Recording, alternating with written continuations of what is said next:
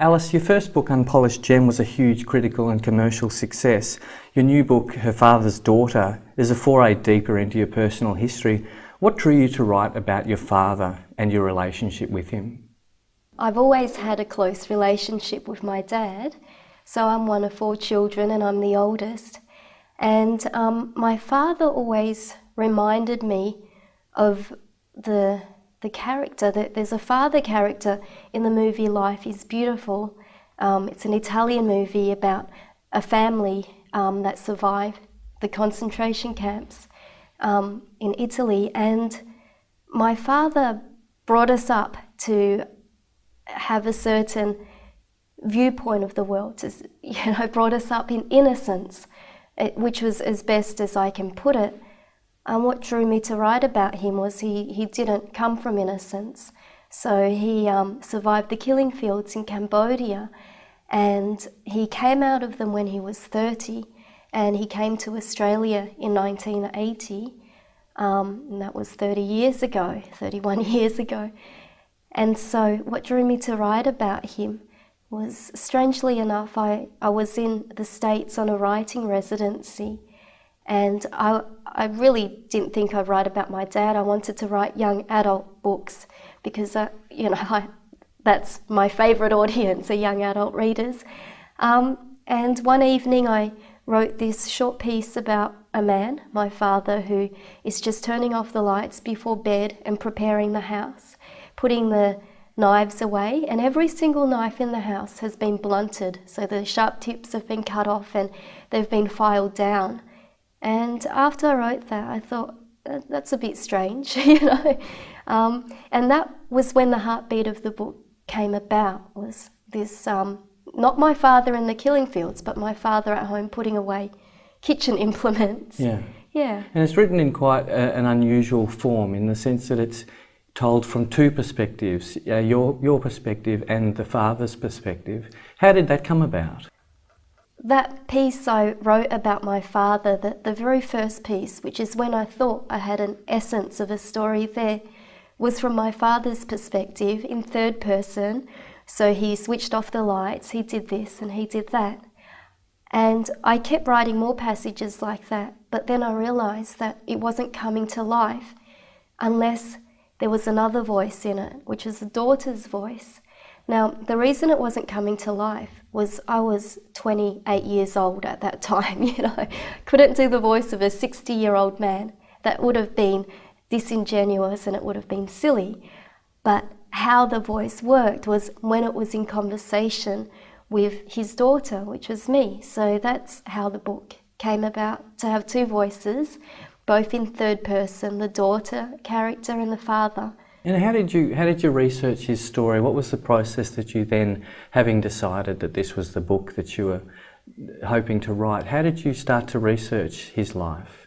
Well, Nick, I'd always had the research in the back of my mind, but not only that, I had folders of it, because at 16 I became interested in my family history.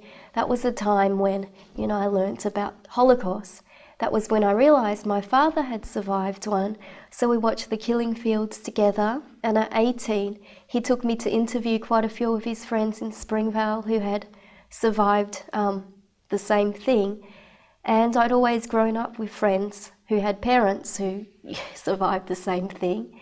And then when I was 20 at university, I really thought that I would end up becoming a scholar in genocide studies or something. That was where my passions lay, and that's where my arts degree was focused, but things got in the way. So I had a lot of books, a lot of research, grown up with these people. I knew genocide scholars and professors. It was just a matter of sitting down and telling a very personal story, and also visiting Cambodia with my father. And had you been to Cambodia before? Oh, never. My father never really wanted us to go back. He said you could visit anywhere in the world except that horrible place.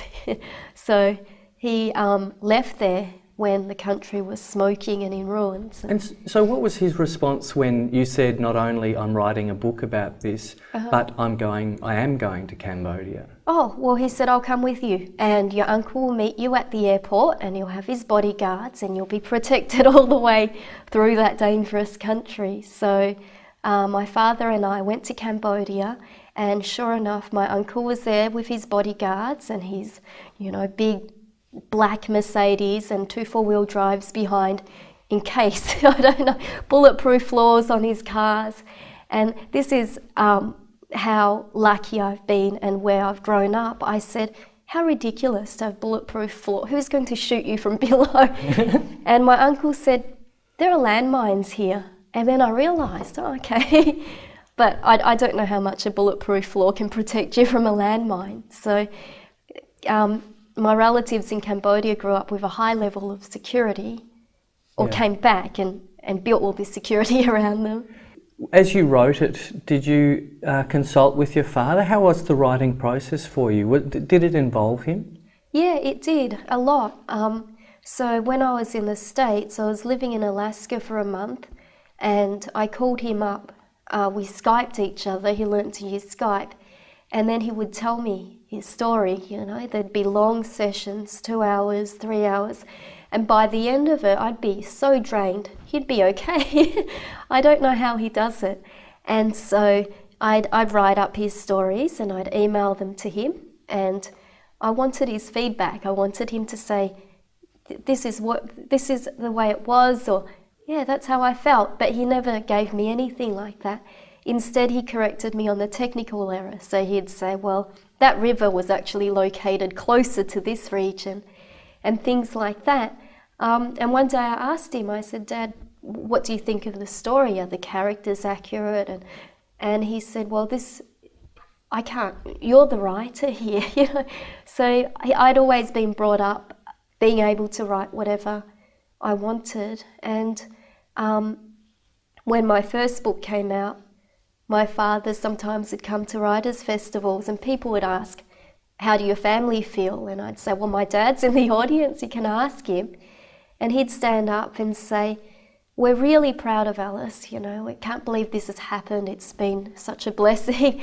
But if she'd shown us that book before it went to print, there were some things I probably wouldn't have let her put in there. And he was good-humoured about the whole thing. And that's the same approach he's taken with this book. But it must also have been, you can't speak for him, but it must have been a cathartic process for him to talk about these things as well, given that, as you say in the book, for a long time he tried to ignore the things that had happened in his prior life. That I think the process of you writing the book must in some way have affected him. Well, I hope so. I hope it's affected him in a good way. It doesn't seem to affect him in a bad way, in that he's happy to tell these stories, and he's happy to tell them at universities, which he's done for the past 2 years.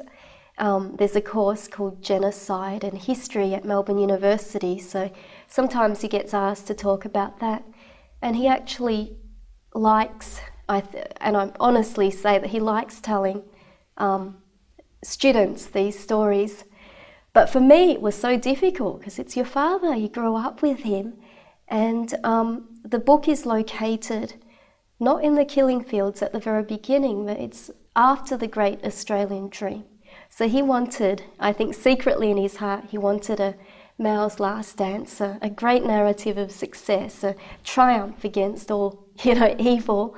And I was telling a different story, because that month in Alaska when he was calling me up and telling me all this stuff, and he was quite happy to tell me it, I was by myself, so I'd write about it and I'd feel pretty down. I think, this happened to Dad, gosh, And before the book was finished, just at the very last stages, when the typeset pages were coming out, I thought, I can't do this. This is having a bad effect on me, and I hope it, what if it has a bad effect on other people as well? So that was the hardest part. How is it different? How is it different from Unpolished Gem for people who have read that first book? How do you see this as a development of those themes, or is it something completely different? I think it's something quite different, only because Unpolished Gem was started when I was 19 and finished when I was about 24 and a half. And back then I was a young adult, I had this undercurrent of anger and this rebellion, and also I used satire in Unpolished Gem a lot to mask, unpleasant things. I thought no one is going to read a book about a migrant family unless you make it strange and you make it funny and you make it palatable in that way. Now I'm 30, I don't have that arsenal of tools anymore. So it's a more earnest book, I think. It's more sincere, but it also doesn't have easy epiphanies, because the older I get, the more I realise there is no such thing as an easy epiphany. What was the hardest part about writing this book? The panic attacks, to be honest, because I'm writing about my father and he's given me these stories and he's excited for me about this book and he's let me make whatever I want out of it. But I kept having these panic attacks. I did it in two voices so I could tell his narrative of success, but I did this other voice so I could also tell a story about the way a man deals with memories that he doesn't quite, horrible memories, burying your dead family members, starvation, eating things you shouldn't eat, a belt, scorpions, seeing half your family die. So that was the hardest part of writing the book, was keeping it mostly to myself and a few close friends, because I didn't want my father to think that this book was a difficult thing. He wanted it to be a joyous thing. Why do you think it was an important story to tell? It was such a difficult task that you took on, and something that potentially quite traumatic. I don't know whether there was a need to tell it or if my father's voice just came to me. The reason I told this story the way I have, and not in the way my father probably hoped, as in the straight, migrant narrative of surviving the killing fields first and then having this success at the end. It's inverse. A man who's had a successful business, 4 kids, and is in his 60s. That's where the book starts. And he's a bit anxious because his daughter's gone overseas for the first time. It was so important for me to tell because I grew up with a lot of friends my age, a little bit older, a little bit younger, who also went through the same thing with their parents. So we're very protective of our parents, to the point where when you reach your late 20s or 30s, they almost become like you have to shelter them from bad things. And this all made sense to me when I read a book called Children of the Holocaust, which was about children whose parents survived the German Holocaust, who had exactly the same traits, and also parents of that generation and of my parents' background and generation tend to be overprotective and sometimes controlling, not in a tiger parent way, not in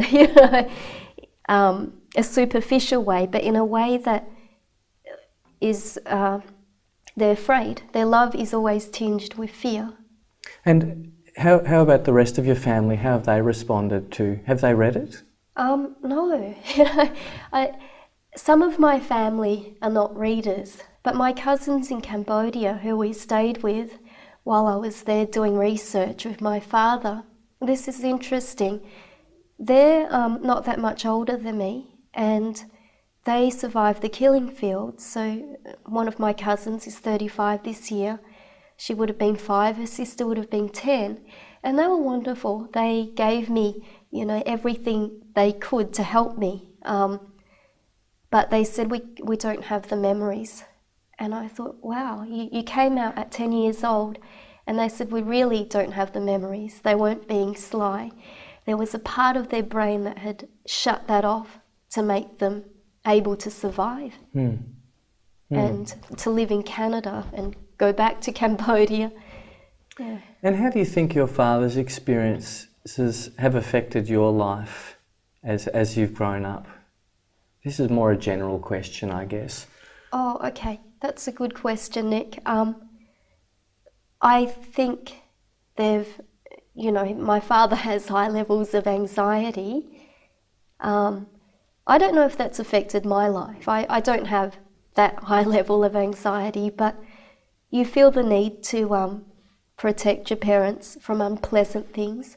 Even the slightest unpleasant thing could cause them to, to panic. So I suppose that's how it's affected my life. And also, if bad things happen to us, we don't tend to tell our parents first off because you don't want to cause them alarm or grief. Yeah. Yeah. No, it's a fascinating picture because it was an experience that I had not really read so much about in terms of the post-Holocaust, post-genocide stories from a new generation. I think it was a really a brave and unusual sort of portrait that you produced of your family and the way that these experiences travel through generations in quite unusual ways, I think. So I congratulate you on what you've written. I think it's really brave and terrific. I just had one more question. I just wanted to talk briefly about the idea in your new book of dismemory. Could you explain this? Sure. I think the best way to explain it is, unlike the the Nazi Holocaust, where you can still see the buildings of Auschwitz, you can still see, where the place is, the gates. The genocide in Cambodia, the concentration camps involved the whole country, and when that was over, the thatched huts were just overgrown by the forest. So the forest took over the sites of the Holocaust, and the only thing you can see there today of that period are natural things in the world. You can see skulls, you can see crossbones, you can see craters where the B-52 bombs had left, and there are fish in there now, and you can see trees where children were whacked to death, because that's how they killed kids. They slammed them against trees. So everything was natural, and I guess that's an analogy with how Cambodians deal with the genocide, is they let things grow over like the forest. My father let his new life grow over his old one. He didn't want anything to do with that country. That was a foreign country now. His home was in Australia. But even in Cambodia, a lot of my friends who are my age or younger say they don't know anything about that period of time. It was just a bad time, and their parents don't tell them anything about it. I was just lucky to have a father who did. So a dismemory in my book is like a dismembered memory, a memory that's been amputated. There's a bit missing, like a phantom limb. You can feel it, but it's not there anymore. Yeah. And that's what affects the second generation, I think. I think it's really interesting that your book is coinciding with the trials that are happening in Cambodia at the moment. What you just said is really interesting, because I get the impression that the trials wouldn't be happening without Western intervention in Cambodia. In some ways, it's a product of a Western viewpoint that you have to bring these things up to the surface and discuss them, because otherwise you won't ever deal with them. But there are such different ways of dealing with this kind of trauma. Yeah, there is.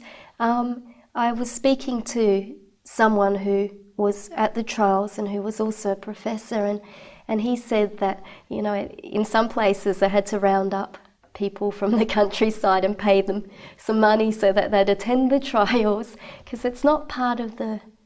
I don't know. None of my relatives in Cambodia attended the trials. To be honest, I don't think they thought that the trials would do very much for them. I'm sure a lot of Cambodians feel differently.